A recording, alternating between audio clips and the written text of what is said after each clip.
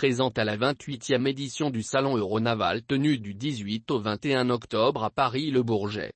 En France, la délégation gabonaise, conduite par le ministre de la Défense nationale, Félicité Anguorin-Goubili, retourne satisfaite. Le bilan de cette présence active révèle des échanges fructueux, des propositions et des prospections auprès de 26 entreprises spécialisées dans l'industrie navale, la défense et la sécurité.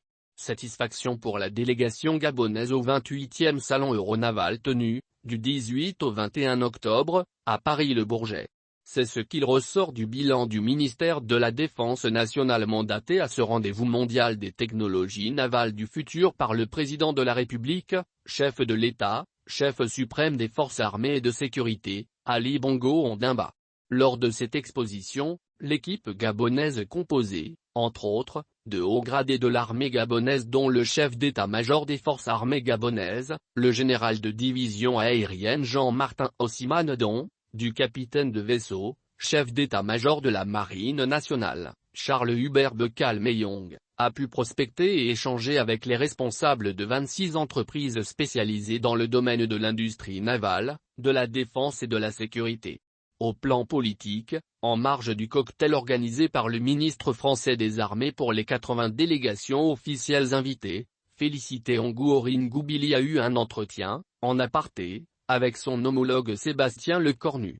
Occasion d'évoquer les principaux centres d'intérêt de coopération bilatérale en matière de défense et de sécurité entre le Gabon et la France.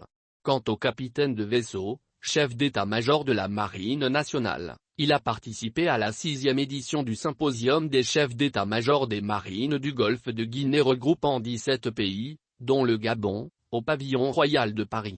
Séminaire présidé par l'amiral Pierre Vendier, chef d'état-major de la marine française dont le thème principal portait sur la problématique de l'insécurité en mer. Selon le département de la Défense nationale, la mission des techniciens et hauts gradés ayant accompagné le chef de cette administration se résume à la prospection, à la proposition avec tous les détails techniques des matériels militaires susceptibles d'acquisition par l'armée gabonaise pour la sécurisation du pays.